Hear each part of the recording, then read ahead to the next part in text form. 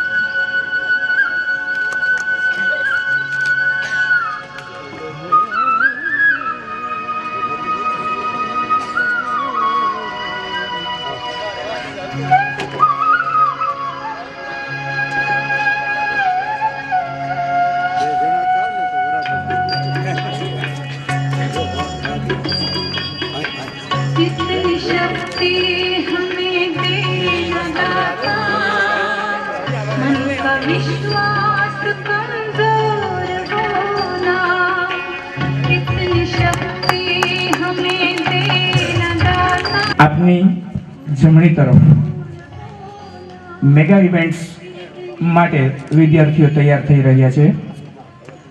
આ વાર્ષિક મહોત્સવની અંદર શાળા દ્વારા માત્ર બાળકોની બૌદ્ધિક શક્તિ ખીલે એવું નહીં, પરંતુ સર્વાંગી વિકાસ થાય, એટલે કે શારીરિક શક્તિઓ પણ ખીલવે, કૌશલ્યો આવે, એવા પણ નમ્ર પ્રયાસ કરવામાં આવતા હોય છે.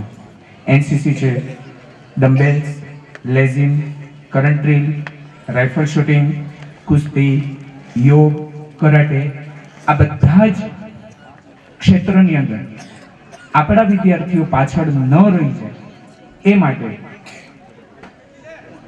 અમારી શાળા દ્વારા આ ક્ષેત્રોની અંદર વિદ્યાર્થીઓને તૈયાર કરવામાં આવે છે, વિવિધ તાલીમ આપવામાં આવે છે, એને રાજ્ય કક્ષાએ અને રાષ્ટ્ર કક્ષા સુધી પહોંચાડવાનો પ્રયત્ન કરવામાં આવે છે, જેનું એક સુંદર મજાનું પ્રદર્શન આપ સમક્ષ અમારી શાળાના વિદ્યાર્થીઓ રજૂ કરશે. ખાસ કરીને એનસીસી એ શિસ્તતાનું પ્રતીક છે. જ્યારે પણ દેશને જરૂર પડે ત્યારે અમારા વિદ્યાર્થીઓ ઊભા રહી શકે, આપણા રાષ્ટ્રને જ્યારે જરૂર પડે ત્યારે આપણા વિદ્યાર્થીઓ ઊભા રહી શકે, એ માટે તાલીમબદ્ધ કરવામાં આવે છે. ડમ્બેલ્સ એ કૌશલ્યનું પ્રતીક દર્શાવે છે, શિસ્તબદ્ધતા અને કઈ રીતે એક સાથે દરેકની સમક્ષ રજૂઆત કરવી એનું કૌશલ્ય એટલે ડમ્બેલ્સ. લેઝિમ આમ તો મહારાષ્ટ્રનું એક આપણે જેમ ગરબા ઇવેન્ટ જોવા મળે છે એ મહારાષ્ટ્રનું એક ઇવેન્ટ એટલે લેઝિમ, પણ એ લેઝિમની એક રજૂઆત, એક કરતબ એ આપણા વિદ્યાર્થીઓ પાસે પણ છે, જે તમને દેખાડશે.